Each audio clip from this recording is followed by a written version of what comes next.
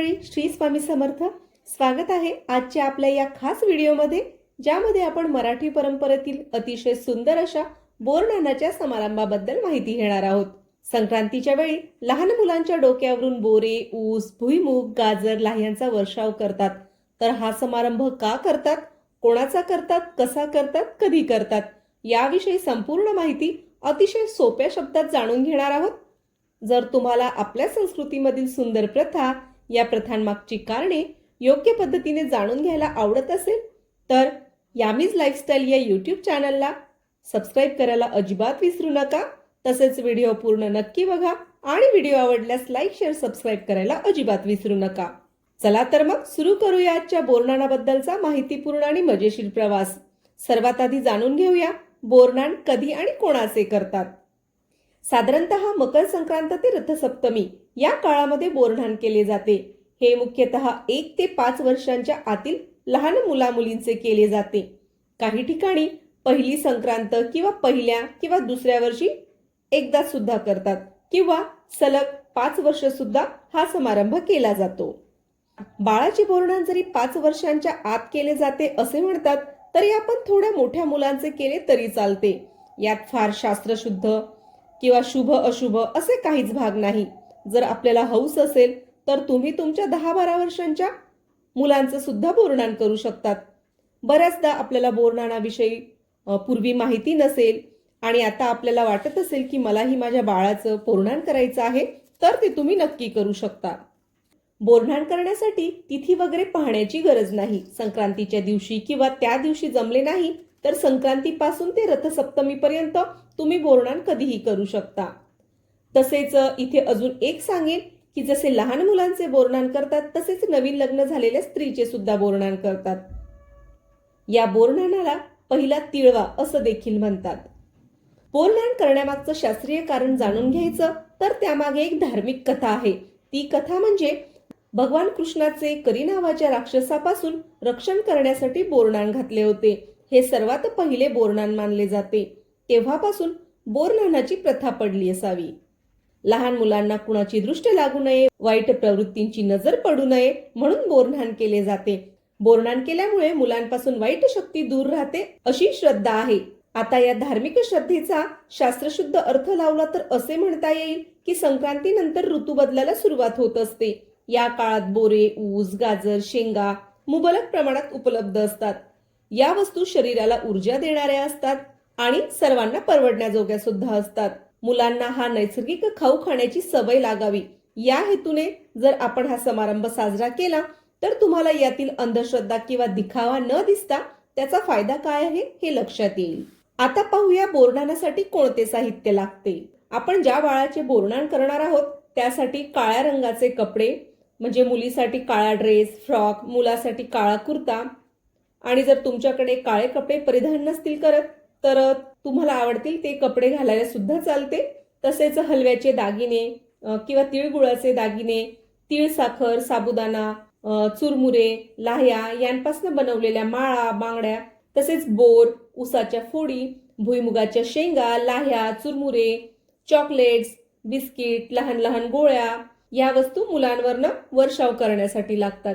तसेच पूजेसाठी लागणारं जे साहित्य असतं, लाकडी पाट, आरतीची थाळी, हळद, कुंकू, अक्षता, फुले, तेलाचा किंवा तुपाचा दिवा असे काही साहित्य इथे लागते. तसेच जर तुम्हाला आवड असेल तर बाजारातून डेकोरेशनचे साहित्य सुद्धा तुम्ही आणू शकता. तिळगुळापासून बनवलेल्या वस्तू, बिस्किटांची ट्रेन, सोफा, चॉकलेटची डॉल, खुर्ची आणि बरंच काही उपलब्ध असतं. जर तुम्हाला शक्य असेल तर विकत आणू शकता किंवा बनवू शकता, किंवा फक्त असंच शेंगा, बोरे, गाजर, ऊस या वस्तू घालून जरी बोरनान केले तरी सुद्धा चालेल. तुम्ही तुमच्या आवडीप्रमाणे हे करू शकता. तुम्ही व्हिडिओत बघू शकता की मी जवळपास सर्व वस्तू घरीच बनवल्या आहेत. जे माझ्याकडे अवेलेबल होतं त्यातच सजावट केलेली आहे. अगदी कमीत कमी खर्चात तुम्ही ही सर्व सजावट करू शकता. तर या कार्यक्रमासाठी मी 2-3 दिवस आधीपासून तयारी करून घेतली होती. सर्व वस्तूंची यादी तयार केली. जे बाजारातून आणायचं होतं ते सर्व साहित्य आधीच आणून ठेवलं. बिस्किटांची ट्रेन, सोफा, खुर्ची, चॉकलेटची डॉल ह्या सर्व वस्तू 2-3 दिवस आधी तयार करून घेतल्या. बोरनानाच्या दिवशी सकाळी लवकर दारात सुंदरशी रांगोळी घालून घेतली. सोबत बाकीचं डेकोरेशन सुद्धा जमलं तसं करून घेतलं. माझ्या मुलीला भातुकली खेळायला खूप आवडते म्हणून मी भातुकली सुद्धा ठेवून घेतली. माझी मुलगी 7-8 वर्षांची आहे. मला बऱ्याच जणी म्हणाल्या की बोरनान फक्त लहान बाळाचं करायचं असतं, पण खरं सांगू का, मी ज्यावेळी हे बोरनान केलं त्यावेळी माझ्या मुलीला ह्या सर्व गोष्टी एन्जॉय करता येत होत्या. तिला त्या सर्व कार्यक्रमाचा आनंद घेता आला. तिला कळलं की हे सर्व काय आहे, तिने रानमेवा काय असतो, हे सर्व पदार्थ शरीरासाठी आवश्यक कसे आहेत ते पाहिले, ते तिने खाल्ले आणि ह्या सर्व गोष्टींचा फायदा तिच्या लक्षात आला. आणि विशेष म्हणजे हा कार्यक्रम तिच्यासाठी होता, तर तिने त्याचा पुरेपूर आनंद घेतला. मला माझ्या मुलांचं बोरनान करण्याची खूप हौस होती, पण काही कारणास्तव ते लहान असताना करता आलं नाही, म्हणून मग ते थोडे मोठे झाले तरी सुद्धा मी इथे बोरनान करून घेतलेलं आहे. तर ठीक आहे, असो. तर बोरनान हे साधारणतः संध्याकाळी करतात. देवापुढे किंवा हॉलमध्ये जिथे जागा उपलब्ध असेल तिथे पाट अंथरून घ्यावा, सजावट करून घ्यावे, पाट्यावर कापड अंथरून घ्यावे, बाळाला काळे कपडे किंवा तुम्ही जे घेतलेले असतील ते नवे कपडे परिधान करावेत, तसेच तिळगुळाचे हलव्याचे दागिने घालावेत, बाळाचं औक्षण करून घ्यावं, बाळाला आशीर्वाद द्यावा, बाळाच्या अवतीभोवती लहान मुले बसवावीत, मोठ्या थाळीमध्ये बोर, उसाचे तुकडे, भुईमूग, चुरमुरे, लाह्या, चॉकलेट्स इत्यादी वस्तू घेऊन बाळाच्या डोक्यावर टॉवेल किंवा ओढणी धरून त्यावरून हे पदार्थ सोडावेत, म्हणजे या पदार्थांचा वर्षाव करावा. आणि त्यानंतर ज्या वस्तू जमिनीवर पडतात त्या पडलेल्या वस्तूंची इतर लहान मुलं लूट करतात, म्हणजे त्या वस्तू वेचतात आणि खातात. यालाच बोरलूट असं म्हणतात. तर साधारणतः संध्याकाळी हा कार्यक्रम करतात. 5, 7, 11 किंवा तुम्हाला मिळतील तेवढ्या महिलांना तुम्ही यासाठी बोलावू शकतात. सर्व महिला आल्यानंतर त्यांना बाळाला औक्षण करायला सांगावं आणि प्रत्येकीने 3 वेळा किंवा 5 वेळा बाळाच्या डोक्यावरून थाळीतल्या सर्व पदार्थांचा वर्षाव करावा.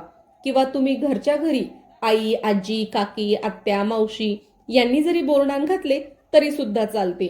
तुम्ही घरातल्या घरात एकटीने सुद्धा बोरनान घालू शकतात. मी इथे बऱ्याच महिलांना बोलावले होते. बोरनानासोबतच मी हळदी कुंकू सुद्धा करून घेतले. महिलांना भेट देण्यासाठी वाण म्हणून मी छोटे डबे दिले. या डब्यातच ओटी सुद्धा भरून घेतलेली आहे. तसेच महिलांना नाश्ता किंवा चहा सुद्धा तुम्ही करू शकता. तुम्हाला शक्य त्या पद्धतीने तुम्ही हा समारंभ करू शकता. मी सर्व महिलांचे हळदी कुंकू करून घेतले, वाण दिले, नमस्कार केला. तसेच मसाला दूध सुद्धा मी बनवून ठेवलेले होते. तर अशा रीतीने मी साधा सोपा बोरनानाचा समारंभ आयोजित केलेला होता. तर मंडळी, आजच्या या मजेशीर आणि माहितीपूर्ण व्हिडिओमध्ये आपण बोरनानाची पारंपरिक पद्धत, साहित्य, वय, तिथी आणि त्यामागचा सुंदर भावार्थ समजून घेण्याचा प्रयत्न केलेला आहे. ही मराठी संस्कृतीची खास प्रथा लहान मुलांच्या आयुष्यात भरभरून आशीर्वाद आणि सुख आणते. जर तुम्हाला व्हिडिओ आवडला असेल तर लाईक करा, तुमच्या कुटुंबियांना, मित्रमैत्रिणींना शेअर करा आणि अशा धार्मिक सांस्कृतिक माहितीसाठी यामीज लाईफस्टाईलला सबस्क्राईब सुद्धा करा. बेल आयकॉन दाबा आणि कमेंटमध्ये सांगा की तुमच्या घरी बोरनान कसं केलं जातं. चला तर मग भेटूया पुढील व्हिडिओमध्ये. श्री स्वामी समर्थ. धन्यवाद.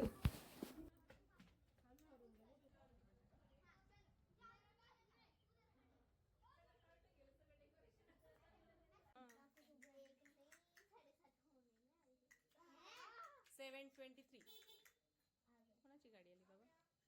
अरे बापरे.